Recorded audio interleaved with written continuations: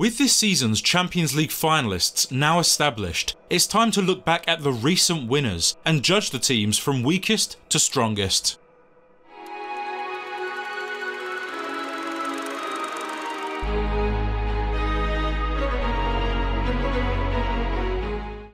Hi everyone and welcome back to a new video. Today I thought it would be interesting to reminisce on the last 5 winners of the Big Ears and rank them in ascending order.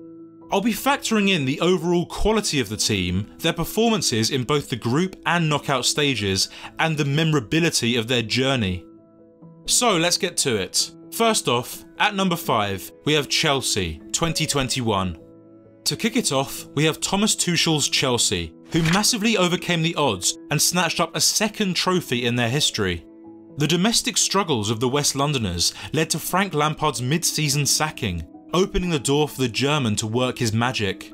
Expectations weren't sky high, and they couldn't have imagined things would go as well as they did, but Tuchel was an instant hit, taking the Blues on a 13-match unbeaten run, which culminated in a 2-0 triumph over Atletico Madrid to progress into the quarters. Goals from the English boys Ben Chilwell and Mason Mount got them past Porto, and a pair of man-of-the-match Kante performances overwhelmed Real Madrid's legendary midfield to win Chelsea a place in the All-English final against Man City. Though the game's been marred by Rudiger's collision with De Bruyne and Guardiola's costly tactical changes, Tuchel's plan was executed perfectly, staying in the rigid defensive shape and inviting City's pressure to pounce on the counter. And after 42 minutes, Kai Havertz's strike was enough to separate the Premier League teams. By no means was this the most exhilarating final, nor were Chelsea the best watch, but considering the accomplishments of a team that had to adjust to a new coach in January and went on to lift the cup 4 months later, they certainly deserve their flowers.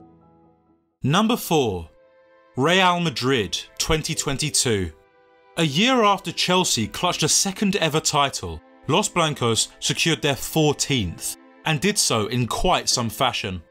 Labelled by many a team of has-beens at the end of the road, the choice of Everton's Carlo Ancelotti to replace Zidane was a questionable one that many believed was a recipe for mediocrity.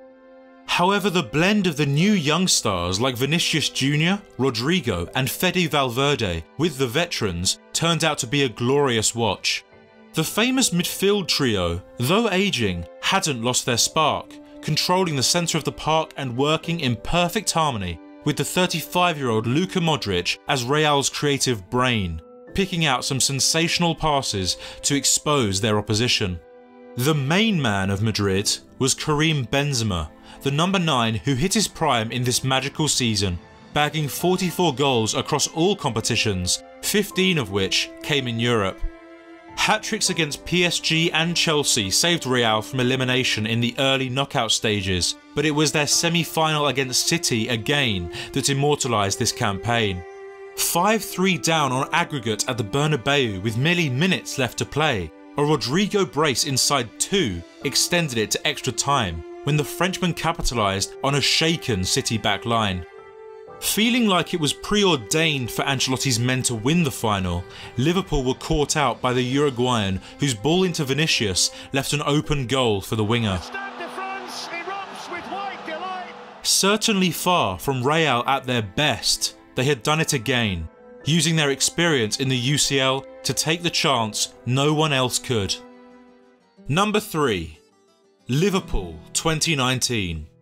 Since his arrival in Merseyside, Jurgen Klopp has reinvented Liverpool FC, and after titleless decades of Premier League football, they became serious and regular challengers of the English top flight. Historically, an area they've never seemed to struggle has been in Europe. Since the days of dominance in the 80s, the Reds are often a presence that you can't overlook, but since losing to Milan in 07, they hadn't made a final until 2018, where they met a team in their own run of dominance. As the next season got underway, it seemed as if the defeat left a bruise, struggling through their group, which thanks to Alisson Becker they managed to escape.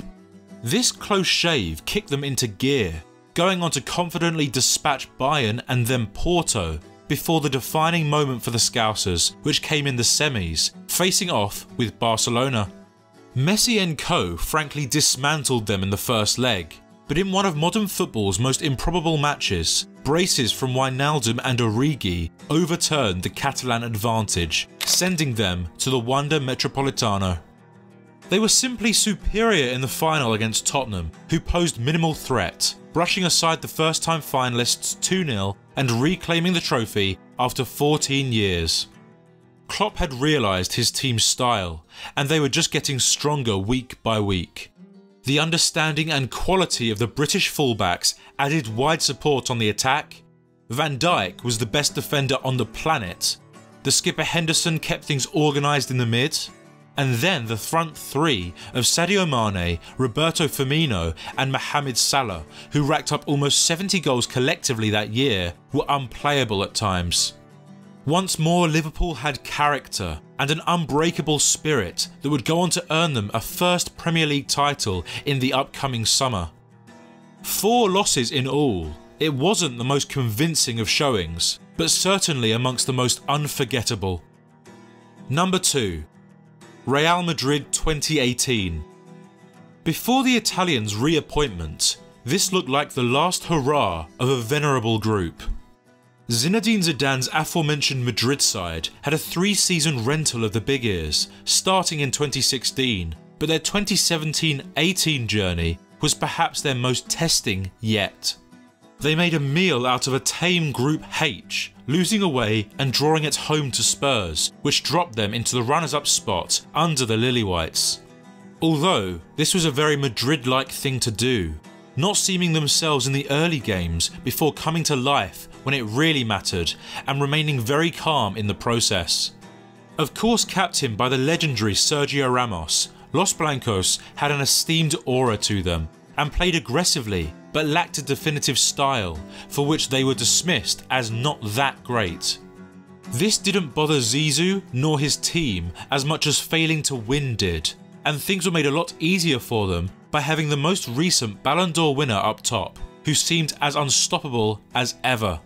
This was Noodle Hair Ronaldo in the competition he owns, and now more of a striker than winger, his goal-scoring numbers were absurd by anyone else's standards.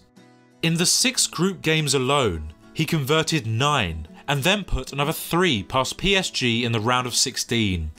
2 more came from CR7 against Juventus, including his self-proclaimed best goal ever, and the Bianconeri were silenced inside their own ground with a 3-goal deficit.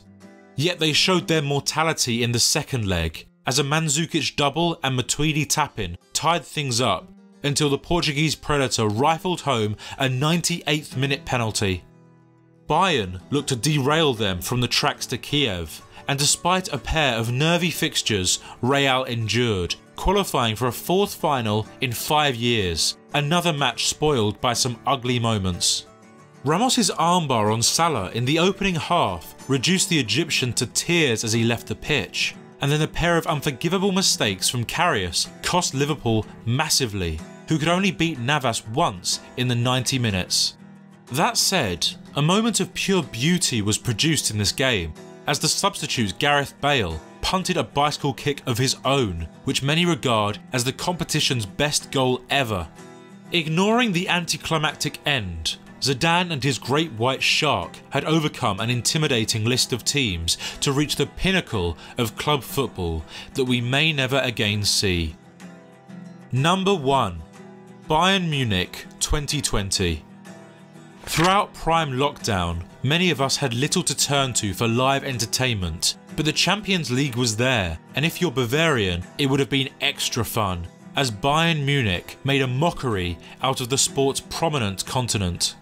No Robben, no Ribéry, this was the start of a new age for Die Roten, and Hansi Flick was given the job of making the transition a smooth one. It turned out that the former midfielder, multiplied by this 2019 squad, equalled lightning in a bottle. They were even strong under Niko Kovac, who Flick replaced as Bundesliga performances dipped, claiming all 9 points from their first 3 group fixtures. But when the 54-year-old took over, Bayern reached a whole new level of resilience. From the next 3 matches, they only let in a single goal, and boosted their scoring tally, averaging 4 per game. Everyone was getting on the score sheet, from Goretzka and Tolisso in the midfield, to Thomas Müller, who occupied the spot ahead of them as the playmaker, and even the wingers, Coman, Gnabry and Sane. Flick demanded a lot from his team, and they delivered, gegenpressing high into their opponent's half to force a mistake and regain possession in dangerous areas. During the build-up, Bayern always seemed to have an extra man because they would stretch their defence wide and push them higher, while the technical midfielders like Thiago and Kimmich would drop deep and take control of the game. Manuel Neuer, who, though perceived as past his best, was as good as ever, proved hugely useful in the aggressive pressing, as his sweeper-keeper style and exceptional passing range aided them in building out the back. Alaba and Boateng sat in front of the captain, a centre-half pairing that had spent nearly a decade together and understood each other's strengths and weaknesses to a T, making them unbreachable. Then, above all the rest, there was the obvious MVP, Robert Lewandowski, who unlocked God mode in the Covid year. Flick's methods of progressing out wide and loading the box for a cross ideally suited the Polish number 9, who was too much to handle as Bayern picked up steam. Chelsea were their first knockout challenger, offering very little to upset the Bavarians in the mid-February contest. But right before the second leg, the pandemic hit, pressing the pause button on all sport. Stadiums were emptied upon the return of the Champions League 6 months later, with all games from the quarters onwards to be single-legged and played behind closed doors in Lisbon.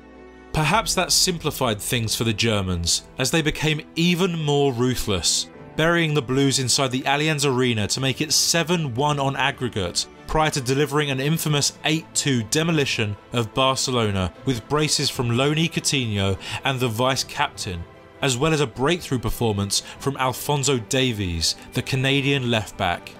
5 nights later, Die Roten made easy work out of Lyon, setting them up for the final against Ligue 1 titleists Paris Saint-Germain. Kingsley Coman decided it in the 59th minute to keep his old side waiting for their first title, making Bayern champions again after a 7-year drought.